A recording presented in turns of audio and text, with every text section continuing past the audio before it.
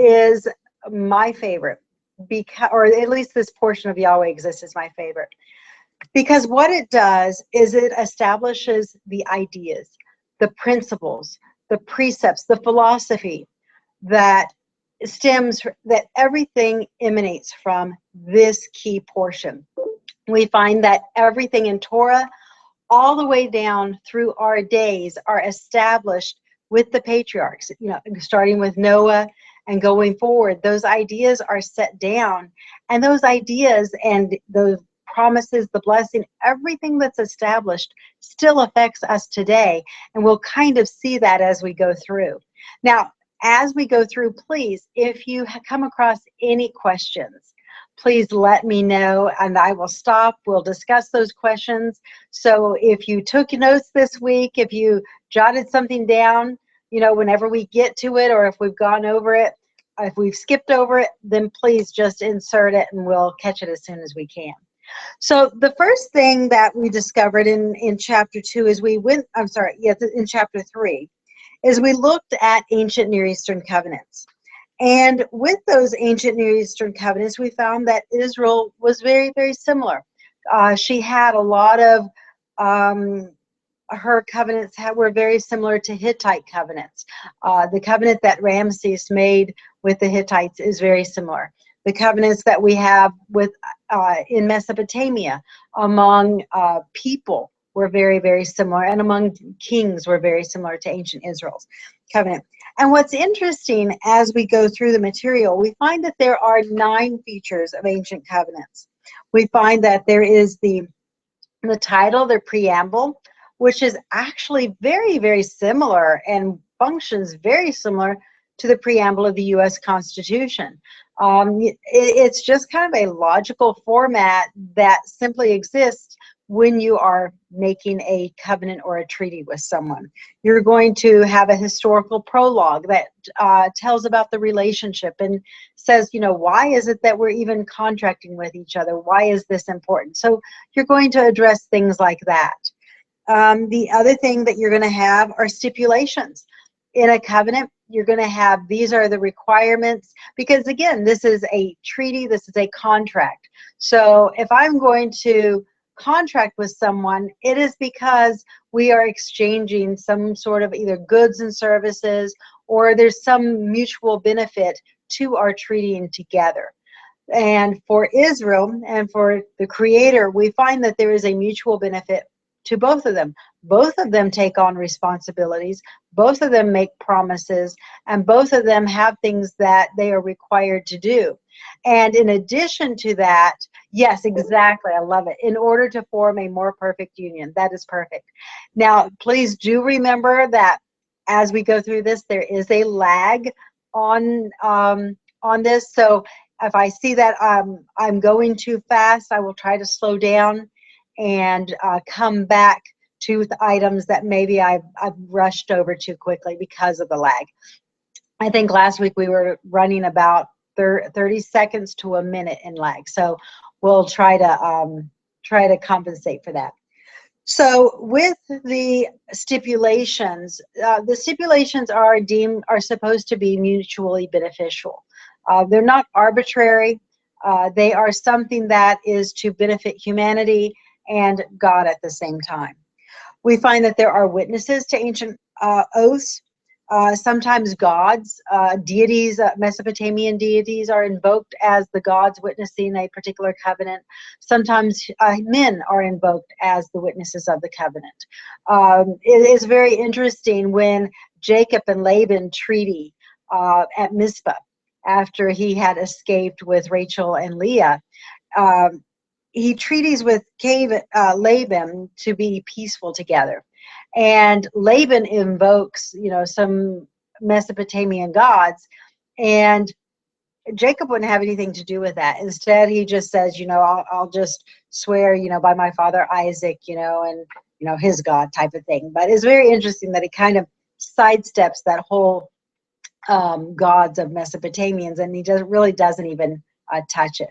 So glad you could join us, Billy and Ken. So glad you guys are all here. Fantastic. So we also find that there's promises for blessing. So if you obey, there's always something good that is promised in each covenant. One thing that is very peculiar to Israel that you really don't find in other ancient Near Eastern nations is this idea of a sign.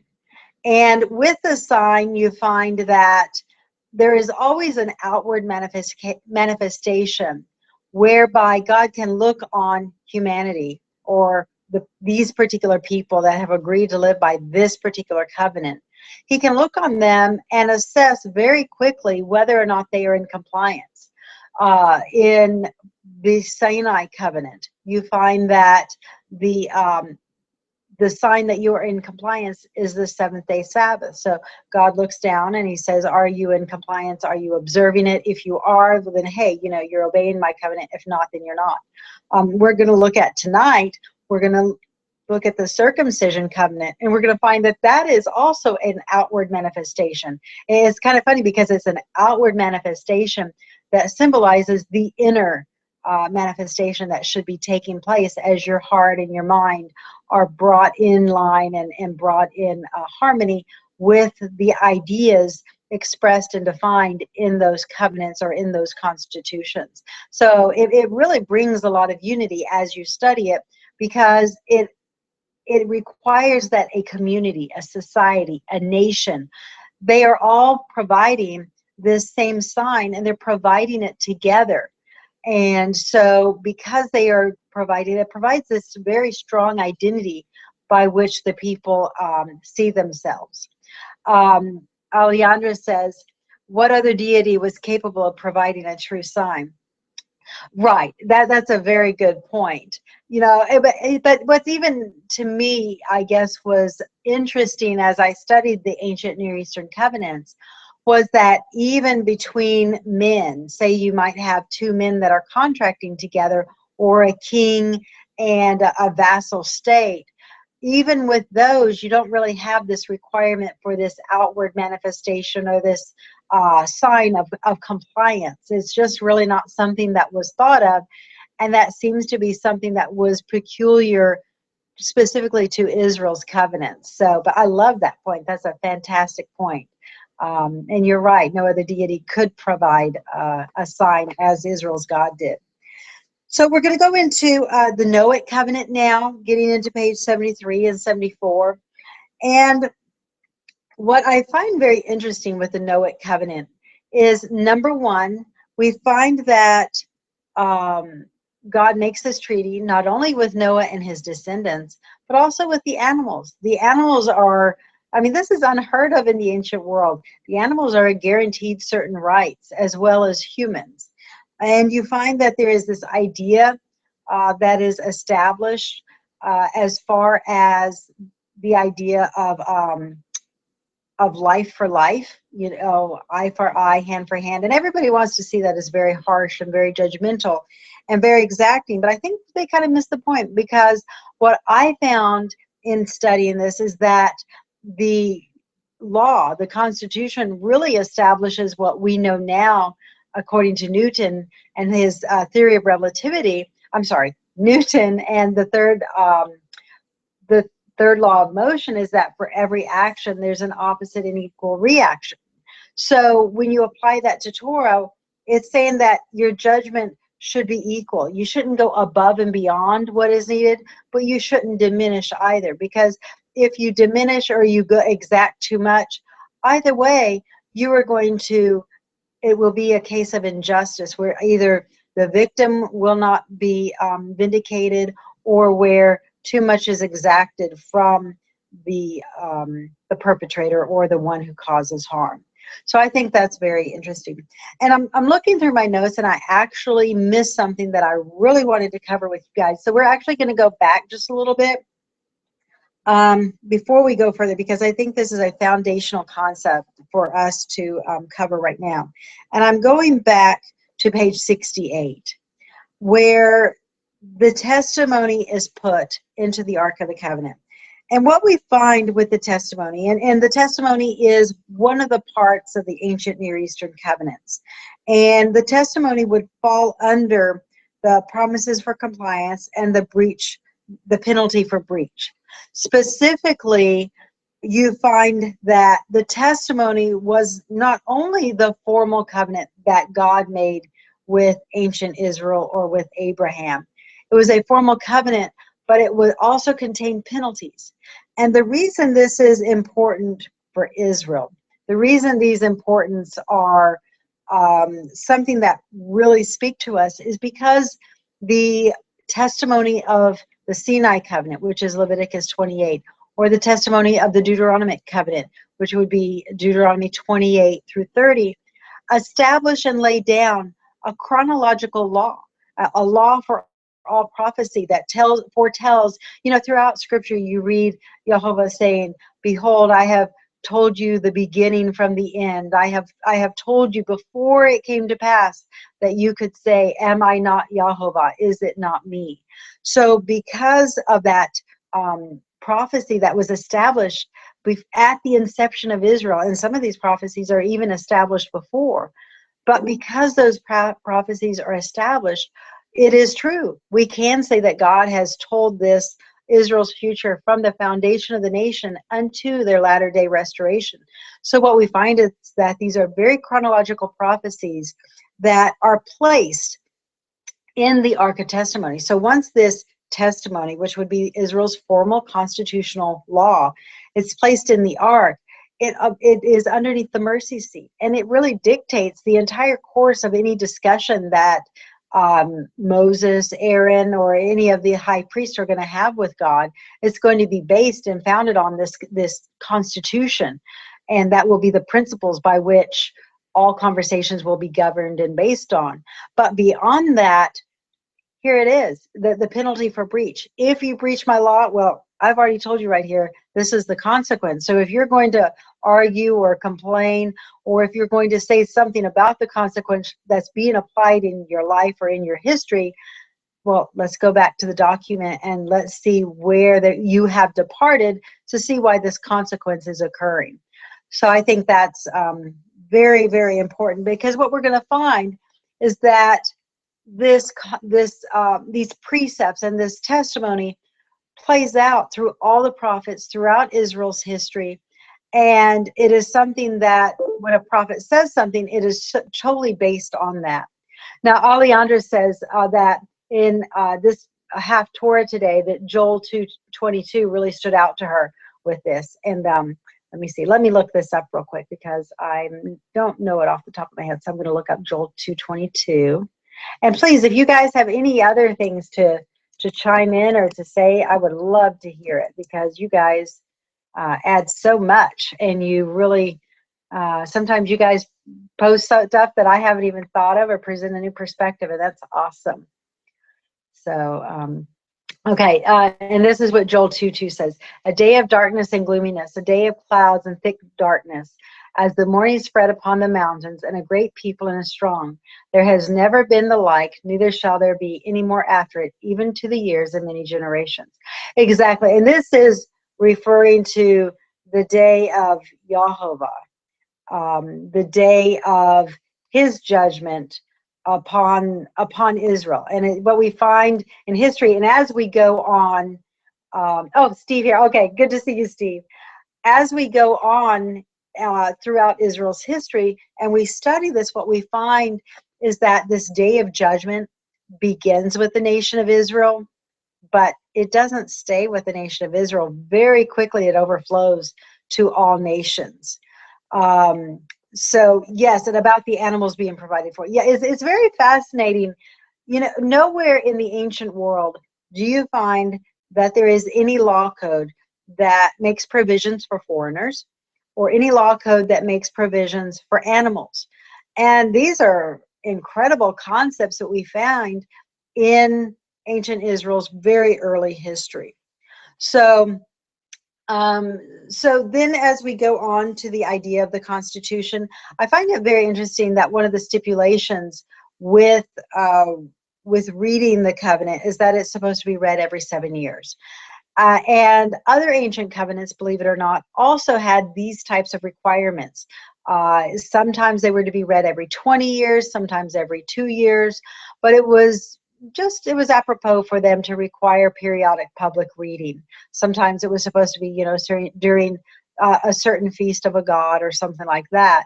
But with Israel, it's to be read every 7 years. So can you imagine the incredible unity your nation would have, say, if the United States Constitution was read nationally on the steps of the White House or the steps of Congress with a huge public gathering, and everybody listens to it every 7 years. It really instills a lot of unity and a very strong identity for that nation in their walk with each other and their concepts of themselves and their God.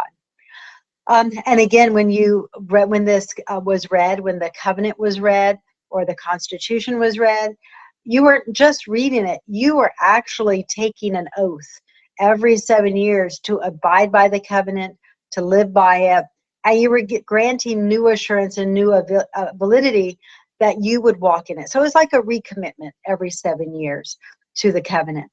And it's very interesting too, because if you look on page 71, and this is Genesis 18:19. God tells Abraham to walk in his ways and to follow his way of life, his direct. He says, that I may bring upon Abraham that which I have spoken on him. So we find the idea that the covenants are very, that they are conditional, that they don't come by believing, they don't come by wishful thinking, they don't come by hoping. They come because you do it, because you walk in it. They come because you are adhering to this way of life, and this is the natural consequence. When we go to Israel's covenants, we really find that they work the exact same way. In Deuteronomy 4:40 says, keep commandments, statutes, and judgments, that it may go well with you. Again, this implies, it implies condition. And then again, we have Deuteronomy 12:28. Observe here all of these words I command you, that it may go well with you. So again, we have the idea of conditional. All right, and Steve says, don't be afraid, O wild beast, because the meadows of the uninhabitable land are sprouting up and greening up, because of the tree has borne its fruit, and the fig tree and the vine have employed their ability. Yet natural consequences, very natural consequences, and promises for a future generation. But what we find is every prophet, whether it's Joel, whether it's Isaiah, Ezekiel, Daniel, all the prophets, David, they all looked to this testimony. Then again, the formal testimony is the 10 Commandments, the formal stipulations and requirements, which is today, it's hard for us today when we look at it, because the formal testimony has been divided among the pages of Torah. So it's not in the ancient form that it once was. It's divided among the entire Torah, and a lot of history has been interjected between it. So you kind of have to skip a lot of chapters, sometimes entire books, before you piece that testimony together as it once was. But we find that every prophet in Israel's history looked to this testimony for their light and their guidance throughout Israel's history, and it foretold them what to say, and Yahweh's Spirit directed them so that they could see what would be in Israel's future. Let's go on now to the Noahic covenant, pages 75, 76, in that area. And please, again, guys, don't be bashful. If you have a comment, if you want to say something, I love Steve's comments, but please, the rest of you guys, chime in. I don't want to leave anyone behind if you have a thought or an idea. What we find with, and this was, to me, was just amazing, is this idea that, okay, Noah gets this, he's the only human being really alive on earth, so he gets this covenant with God that everyone's falls under. But beyond that, his words establish prophecy for the entire earth, prophecy that we are still in conflict over today. So what does he do? There is some heinous act that occurs. We don't know what it was. There's some implication that Ham Ham or Canaan were involved in it. And because of this act, Noah issues a curse against Canaan. So what exactly is this curse? We find that this curse, that Noah removes a blessing from Canaan. He removes a blessing of land. And you know, what else at his disposal, what did Noah have? He had two things at his disposal. He had land, and he also had the future. He had those two things at his disposal to bless or to curse his children with. So, and that is exactly what he used. We find that he took a blessing of land away from Canaan, and he gave it to Shem, so that Shem had a double blessing. Then we find that because Shem has this double blessing now, that it affects Shem's future. So why does Abraham then inherit the Abrahamic blessing? Why does Abraham then inherit Shem's blessing? Well, when you go through the genealogy, you find out that that Noah was hold on, I'm getting hold on just real quick, guys. I'm getting a message for someone. And okay, so okay, all right, just charting some of those posts real quick, but everybody's able to see and there's no problems with seeing, so I'm just going to continue on. You find that with the call of Abraham, and you know, this is one thing that I've heard people, when we get into the ideas of an arbitrary God and why was Abraham called versus other people being called. And what we find is that Abraham was called because he was Shem's heir. It was his right to claim this blessing. So why in Abraham's day versus others' days? Well, you find that Abraham lived at the end of Shem's life, and this was probably Shem passing on this blessing, this double blessing that he had, passing this blessing on to Abraham. In Abraham's life, the Tower of Babel was destroyed. It was very possible that his brother Nahor was destroyed and killed at a very young age because he was part of this, I don't know if you want to say conspiracy, but it was definitely part of whatever was going on there. And then that's why Lot then goes with him. But Shem passes this blessing to Abraham, and Abraham sets off from Mesopotamia to go claim it. And Shem lived until, I believe it was until Jacob and Esau were about 15 years old. So Shem lived for quite a while. But that, to me, was just very, very enlightening to see that Abraham it was not just because, yes, it was because Abraham obeyed, but it was also because as the firstborn heir, he inherited these birthrights and these blessings from his father Shem. So then we get into the Abrahamic covenants, and we find that the very first covenant extended to Abraham had no penalty. He could have rejected this covenant without recourse, and it would have been absolutely fine if Abraham would have rejected this covenant. And in scholarship, you call this type of covenant a covenant of grant. And it just means, this is because you are faithful, I'm offering this to you. If you reject it, you know, there's no ill will and there's nothing, there's no consequence for it. Abraham did indeed accept it. And when he left Mesopotamia to claim Shem's birthright, you know, we find that Canaan was a very sparsely populated land. And we'll get into this a little bit more in chapter 11 when we see the archaeology of Canaan. But we find that the archaeology really backs up, and it's very compatible with the story that we have of Abraham in Scripture. And we find that with this covenant of grant, it activates all of these blessings for Abraham and his descendants. So we find that, let's just go over, this is going to be page 82 This is called the migration covenant. So we find, I'm just going to go over the chart that's there on page 82. So maybe, I don't know if you guys can see this. No, I think it's too difficult to see. We won't do that. Okay, so we have that Shem's birthright, the land that I will show you. He claims that.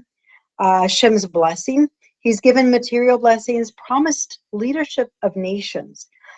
He's promised his name will be great, and he empowers him with children, empowers him with progeny, and that he will be a blessing to all the earth.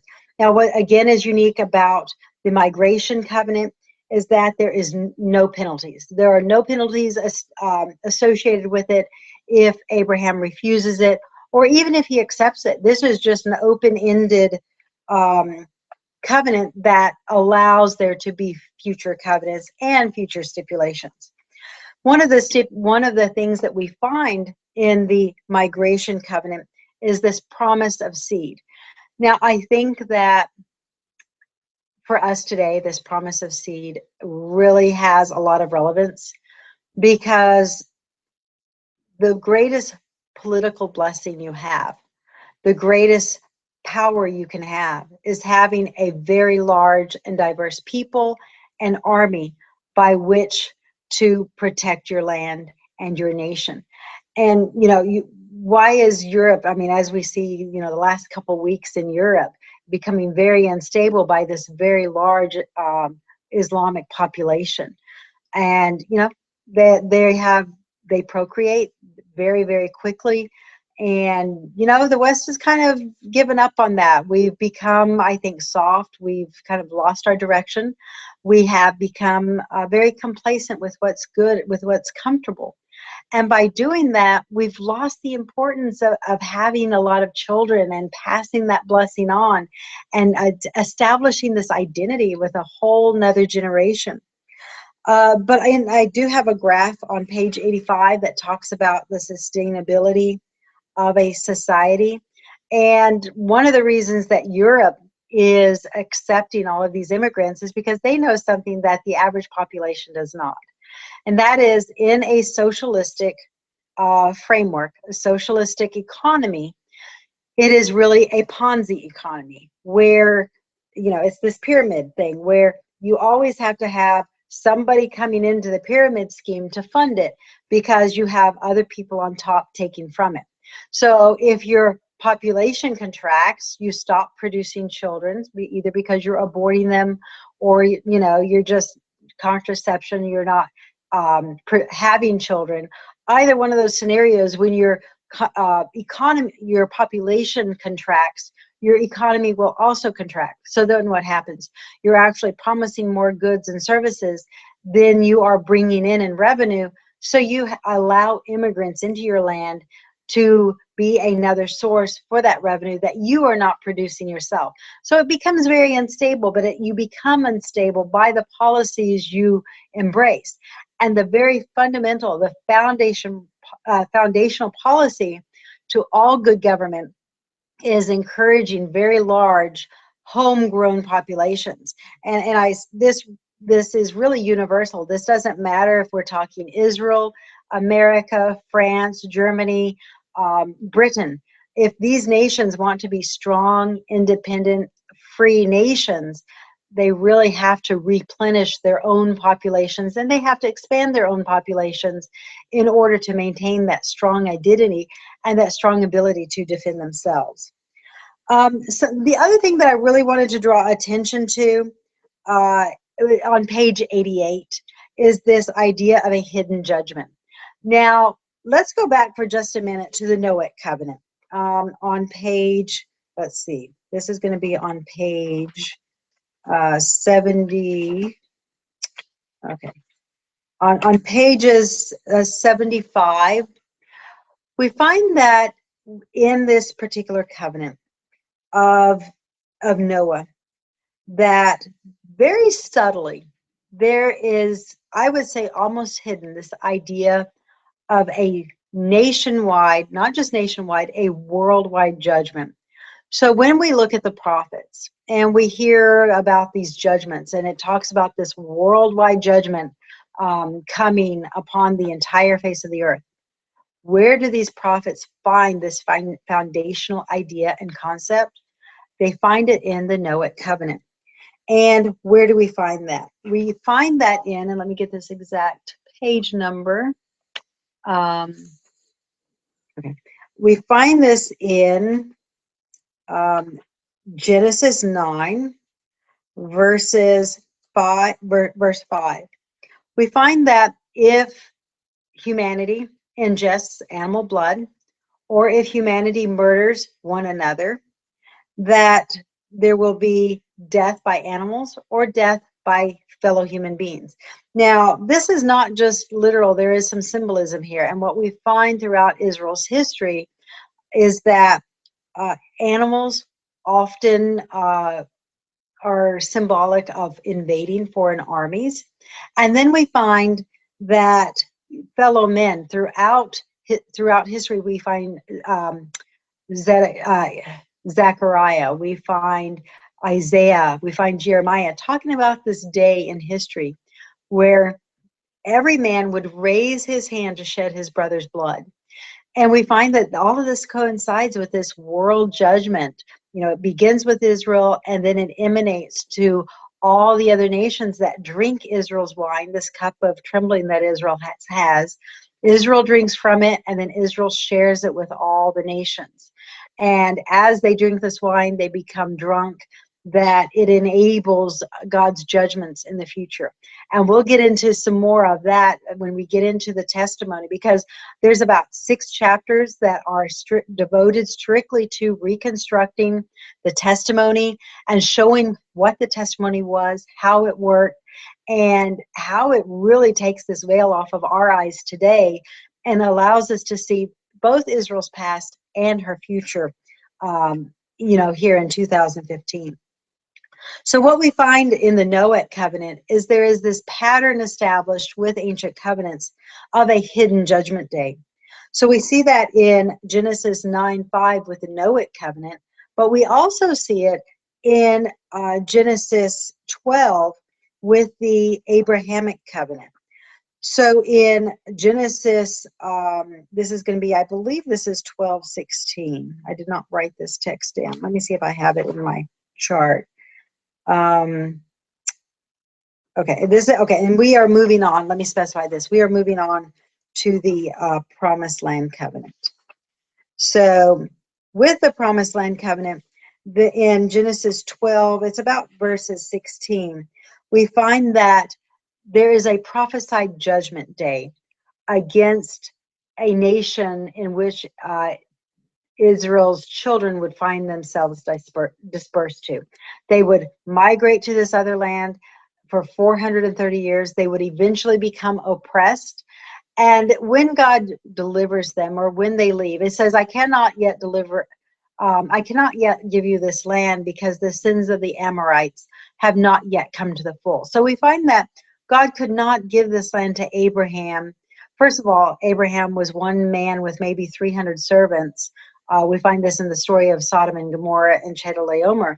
But we find that Abraham and his 300 men were a very small unit to control the borders of an entire land. So Abraham wasn't populous enough yet to control the land.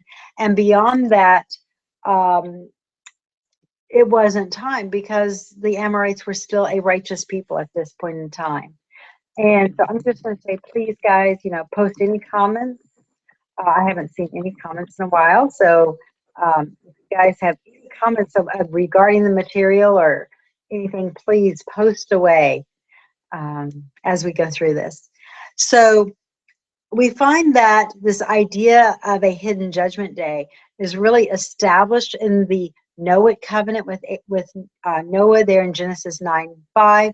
We find it is reiterated again, but this time it's a different judgment day. But again, there's this idea of this hidden judgment within this covenant. And it also says that when I deliver your children out of Egypt, they will come with great wealth. And if you're familiar with the story of the Exodus, we know that Israel borrowed from the Egyptians gold and silver and all of these things. And it says they utterly plundered the Egyptians when they left. So they left with this incredible wealth.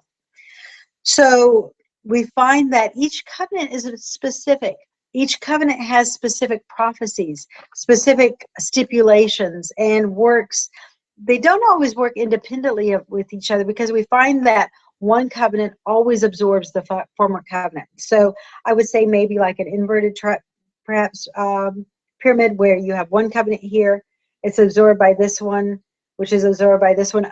Think of it perhaps of those little Russian dolls, where you have the little doll and it keeps getting bigger and bigger and bigger as each covenant absorbs the one before it.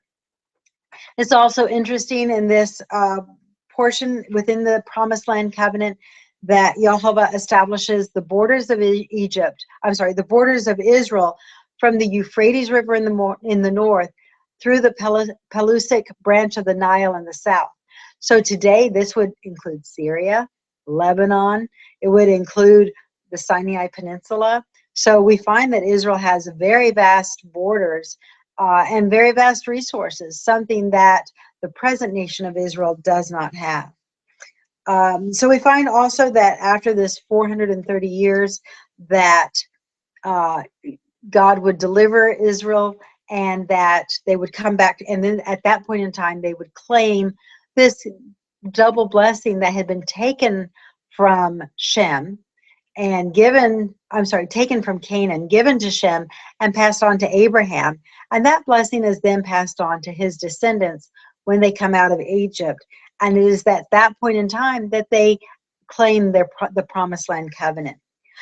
We also find that there are some very particular stipulations with the Promised Land covenant. In Genesis 15:4, Yahweh disallows adoption as a legitimate means for coming to the covenant. Now, within the Sinai covenant, Yahweh does allow citizens and people from other nations to join the covenant. But there's this idea that they're always joining and becoming part of the seed of Abraham. There's never any idea that they are going outside of that, or that they're establishing something independent or separate from it. It's always coming into and being part of that seed. Now, Steve says, I noticed that in Torah portion again, that the testimony is in a different place than the Torah in the tabernacle. That's an excellent point. You know, the testimony that we have today is divided among all 5 books of the Torah, where anciently, when it was formally written, it would have been one document with all of those 9 formal parts written on one parchment. Today, what we have, it is divided and interspersed with a lot of history in between the various statutes, judgments, and commands that would not have been a means. It would not have been a current, how can I say it, the popular method of history writing during the days of Moses. They just simply didn't do it right in that manner. But they did write in that manner during the Persian Empire, when Ezra went in and codified some of Israel's documents and put them in the storybook form and the narrative form that we have today. So we do find that that Torah does allow us to reconstruct Israel's history and reconstruct how things happened. So going on, you know, again in Genesis 15:16, we find this idea of waiting for the sins of the Amorites to come to the full before Yahweh judges Israel. Then after, and again, you know, I really encourage you guys to go through this and to really, almost, you know, this is the foundation for the entire Torah, the foundation for the entire prophet. So I really encourage you guys to go through this several times and make sure that you kind of, you know, see it for yourself. You know, don't just take my word for it. Go back to the scriptures, pull them out, and really see how it works and see how these things line up. Steve asks, what do you think the testimony refers to? The testimony, I believe, refers to the formal written covenant, which would have contained the stipulation, which would have been the 10 Commandments, but it also referred to the breach, which would have been the curses. So the testimony are those specific curses. And the reason they are so important is because they are chronological. The curses are applied first during the Judges era, and then we find that the tabernacle at Shiloh is destroyed, and that phase without the monarchy is really completed. So then we find that it is reactivated again under the monarchy. It begins with a time of blessing, just as the covenant had begun with a time of blessings under the priesthood. And as the monarchy progresses through this time of blessing, they depart from the way of Yahweh. With the dividing of the kingdom, we find that these curses are activated, and they are placed in Israel in increments of 70 years. And we'll go through this as we get into chapters 14, 15, and 16, where I show exactly what the testimony was, how it worked, and how it provided a law for prophecy, a law for all prophecy. And if you look to that law, as Isaiah 8:20 says, you will see light and you will see truth. But if you don't look to that prophetic law, the testimony, then you're not going to know what it says. Billy says, you keep saying Shem's double blessing, and you haven't stated in the past that the blessing and the birthright is separate. I am confused. Okay, so let me go back to that. That's a very, very important point, Billy. And thank you so much for bringing that up. So yes, so with the blessing in Scripture, a scriptural blessing is the ability to lead, the ability to govern righteously. So today we think of blessing as something that is physical, which it did include that. It included prosperity, peace if you walked in the way of Yahweh, but it is specifically referring to the right of leadership, the right of monarchy, and the right to rule. So the blessing is separate from the birthright. And the birthright always refers to land. So we find that later on when Jacob inherits all the birthright and the blessing, what he does later on is he divides the birthright and the blessing among his sons. And we find that Rachel's sons inherit the part of it, and we also find that Leah's sons inherit part of it, but they don't all inherit the same thing. So you're right. You have to know that they are separate. You have to know that the blessing is the right to leadership, and that the birthright is the right to land. And in this case, it is a double portion of land. And it's very fascinating because we find that this idea of a double blessing remains in Mesopotamia. Mesopotamia is one of the few cultures, them and Israel, where you have this law of, I believe it's called primogeniture, where the firstborn always receives a double portion of land, or a double portion of the estate, or a double portion of the wealth of his father. And he's enabled to do that so that he can govern the family, so that he can provide for the family well, and so that he has the resources. So I hope that cleared it up for you. If it did not, please let me know, and we'll go back over it. So we find that Abraham is given Shem's, he's not just given one portion of Shem's birthright, he's given both portions. He's given the double blessing. And he claims that within the land of Canaan.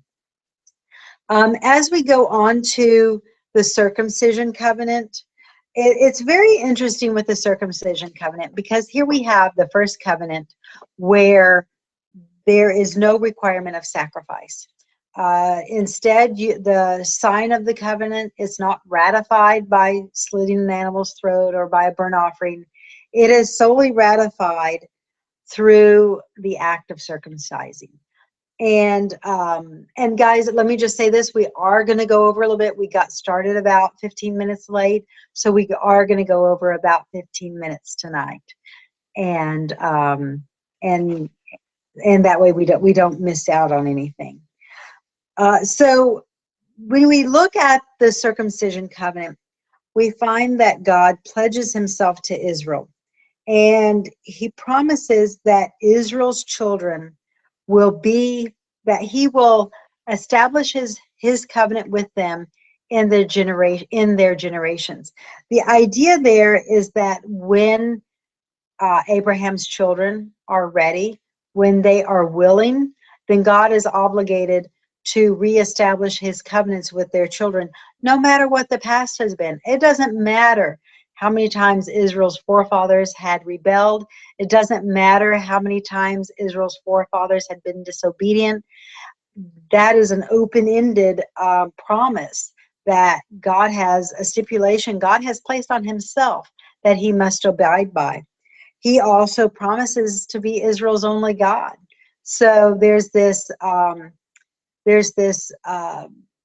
stipulation on both parts, the responsibility, that Israel will only recognize Yahovah, and then again that Yahovah will only recognize Israel as the people from which he will begin working with and from which he will establish his covenant.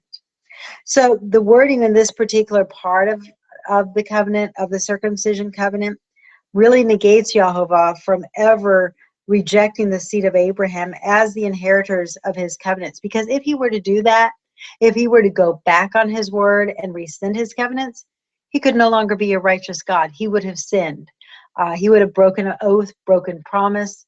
And if he's a righteous God, he is not going to do that.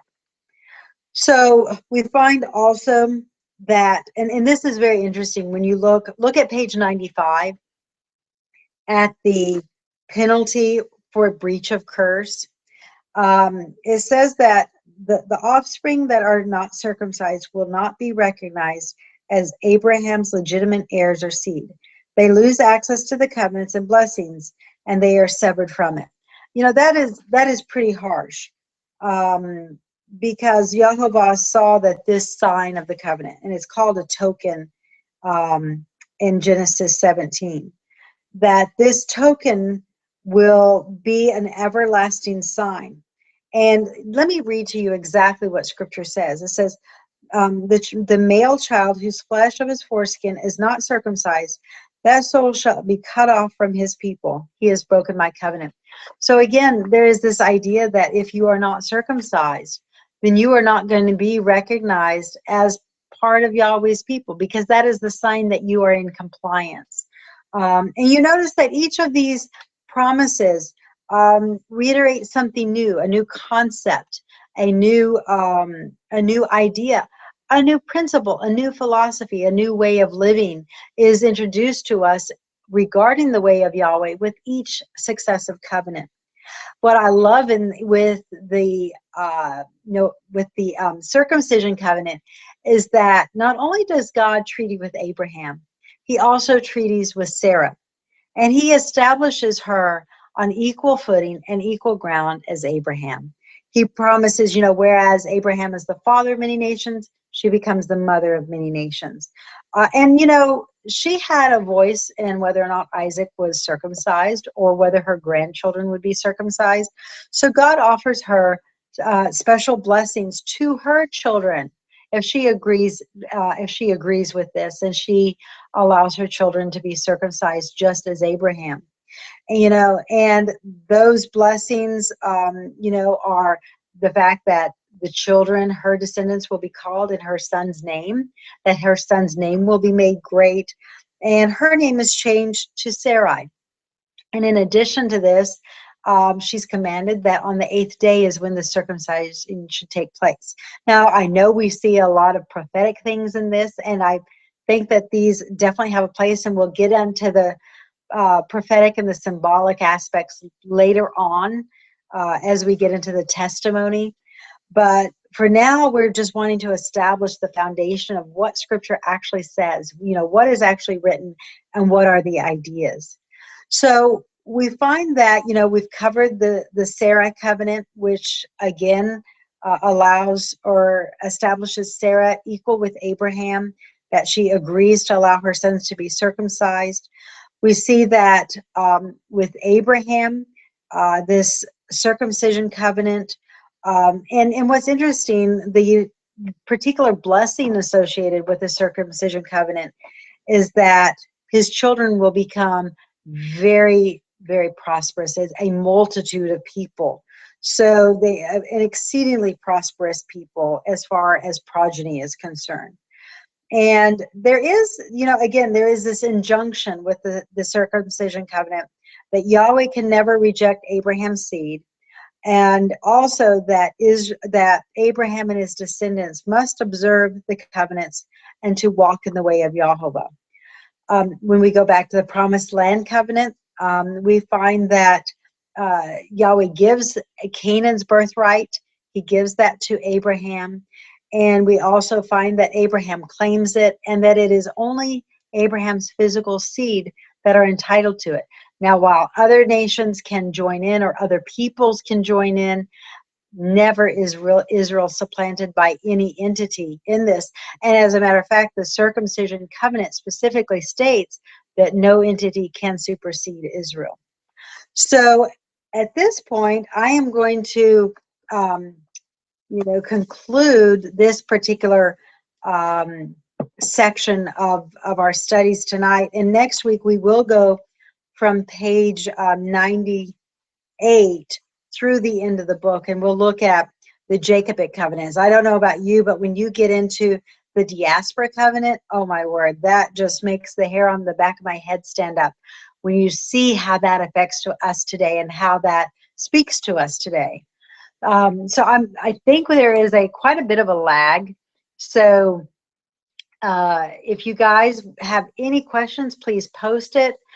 Please post any ideas or thoughts, or if something is still confusing, please let me know, because I definitely want to cover those and get this as clear as possible, so that we're all on the same page. And because again, everything in Scripture, everything that we're going to think, believe, any idea is founded on these principles, these philosophies. Nothing is going to contradict them. And if it does, then we have to ask ourselves, what is in error? Isaiah 8:20 again says, to the law and the testimony, they speak not according to these, then there's no light in them. So if they don't follow the precepts of the law of Moses, if they teach a way that's arbitrary to it, there's no light in them.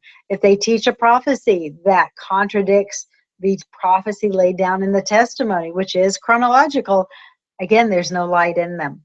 So it really brings you back and grounds you very, very strongly in the covenants. And they are, what we find is that these covenants build up until they eventually form a constitution.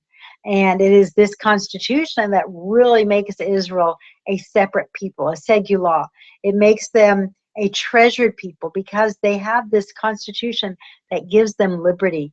It gives them liberty by preventing them from being oppressed by their fellow man. It gives them liberty by establishing bounds of government so that they cannot be oppressed by government. Or I won't say cannot, rather it just places more obstacles for them to be oppressed by government. And if the people will live by it, then they will follow that and have that protection. Now, Steve says, you mentioned that the covenant was read every 7 years. Was this reading of just the book of Devarim or the whole Torah? I think that is an excellent question. I lean towards it being just the book of Devarim, but I don't think that it is outside the possibility that the original covenant document, again, this original covenant document has been divided now among the entire books of Torah. So I think the original covenant document that they have was the document that was read every 7 years. Okay, Elaine says, after Sarah died, am I correct that Abraham had other children with another woman? If so, why are they not considered part of the Abraham's inheritance? Excellent question. Yes, after Sarah died, he took another woman. Her name was Keturah. And I guess she was from the land of Midian. That's kind of what we are kind of led to believe, that she was from that area. And when he died, Abraham gave each of those sons gifts, and it says he sent them off to the east. It's very interesting because one of his sons was named Midian. He did go to the east, and we find that when Israel comes out of Egypt, that there's this entire little tribal nation that's called Midian that may very well have been one of Abraham's grandchildren. We find that Jethro, the high priest of Midian, even knows about the way of Yahweh, and he's able to counsel Moses in this way. So there's a lot of scriptural proof that this was very possible, another Abrahamic clan. So the question then comes to why were these sons disallowed from the covenant? Why were they not included? And what we find is that the covenant was given specifically to Sarah and her children. So the covenants were for Abraham and for Sarah's children. They weren't for the children of other women. So God is really establishing Sarah's rights. I mean, the rights of a woman here with this covenant. Hagar's rights are not established with the covenant. Yes, her son Ishmael and their descendants are given a blessing, but they have no right to the blessing of leadership, and they have no claim to the birthright of land, to the land of Israel. So we find that the birthright and the blessing are reserved specifically for Abraham's children through Sarah. And then later, as we get into the other blessing, which we will read next week, to the Jacobic blessings, we'll find that the blessings of the twins, that the Abrahamic blessings were not even to be shared among Jacob and Esau. Even then, it was an all or nothing game until we come to Jacob. And then all of a sudden we find that with Jacob, the blessings are for his entire descendants, his entire clan. Why did it have to wait until then? Why was it at that point? We're really not given a reason why, other than the time had not yet come. And it is we are given some proof in Scripture, some evidence that Esau did not seek the Torah. He didn't seek those constitutional ideas, those values, as Jacob did. Steve says, that's why also we see that the Eastern cultures are more into meditation. We see that there is something common. Isaac was meditating too. Yes. Isaac was, it's so funny because Isaac was kind of a, I would call him, the mama's boy. He was very protected. He really didn't have to go through any of the trials or hardships that Abraham did, or even later that Jacob would. So, I'm sorry, mediating. I said meditating. You said mediating. That is true. We do not see the mediation aspect in the covenants with Abraham, Isaac, or Jacob that we do in the covenants with other nations, or the religious aspects of other nations, whether it's Tammuz. In all your other ancient religions, you always had a mediator. You went to the priesthood to seek a mediator to speak to the gods for you. But what is different in Israel's religion is that you are encouraged to seek God for yourself and to seek him of your own accord. And you didn't have to have a priest go and seek favor of the gods or divine for you, because that was something that was a personal relationship. The idea of this tabernacle being among Israel's congregation, and the tabernacle being among them, this idea of God indwelling with us is established right as Israel comes out of Egypt. So, any other questions?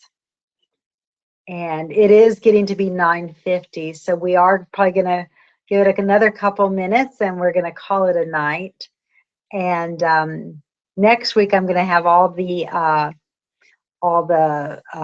broadcasting stuff fixed. I've told some people earlier this week that my mom gave me a call 10:30 yesterday, and she's informed me that my brother was coming into town for my dad's birthday. My dad is turning 80 tomorrow. And she said, is there any way you can come in too? So we hurriedly packed everything in the car, and we beelined it for Fort Worth. And that's where I am tonight. And then, so I was not at home, so I'm not using my normal equipment. And it took me a little bit longer to get things going, just rushing around today and getting everything ready. All right, Ken says, I just want to comment that I think it's so cool to finally know, hear, understand the parts of the covenant and why YHWH would always say that I am the God who brought you out of Egypt. Always wondered. Yes, yes, absolutely. You know, and this for me, you know, I really encourage chapter 3. If there is a part of the book that you read more than once, or that you really need to get down pat, I would so encourage you to read chapter 3 2 or 3 times, because each time you do, you're probably going to see something that you didn't see before, or something's just going to go click. Because I know when I was doing the research, I would, you know, I would research it, and all of a sudden I was like, oh my word, this is how it fits together. And I would see the relationship, and you see it in history, and then see what the scriptural text is talking about. And absolutely. And you know, the other thing with Israel being brought out of Egypt, is this idea. He says, I have brought you out of the house of bondage. I have made you walk upright. I have made you go free. So there's this idea that Yahweh is giving them their honor, their dignity, establishing them as this free people. And he gives them the means and the tools, the constitution by which they may live and by which they may walk. And it is this constitution that makes them this incredible nation filled with righteousness and justice in amongst nations that are warring over who's going to be in charge, and that are oppressing each other, and just don't have the principles of what it takes to be a great society. All right, so Billy asks, what is the assignment? All right, so we are going to go from page, for next week, this will be the, what is this going to be? This is going to be the 18th. So for the 18th, we're going to go from page 98 through page 121, the end of the book. And there's still a lot of charts. And as you get in here, as you go through this, you're going to, I think you guys will just really appreciate the Jacobic covenants. So again, when we say that the prophets looked to the testimony, when they looked to the law, how did they know that Israel was going to be dispersed into all lands? How did they know that she was going to be taken? Believe it or not, we find that very early in Genesis with the covenant made with Jacob. So when you go through that and you see what's prophesied of Israel's future, of our future, you know, for me, it really made almost the hair stand up on the back of my neck, because it's such an incredible promise and is relevant to us today. Are there any other questions? So again, I'm going to give this probably about 1 or 2 minutes, and we're going to call it a night. So there is a lag, so you guys are probably about seeing this about 2 minutes later, because I think the lag is a little bit more on the internet that I'm on tonight. So, all right, I am going to go ahead and call it a night. I will continue to stay on for chat for just a little bit in case you guys have other questions, but I am going to go ahead and shut down the broadcast. So it was wonderful being with you tonight, and I look forward to next week. And again, the assignment, just read through the end of chapter 3. If you have time, reread the entire chapter 3, because it is such a pivotal point for the entire Torah, for the entire Old Testament, and even, believe it or not, for the New Testament as well. It's relevant for both discussions. So wonderful speaking with you, and Shabbat Shalom.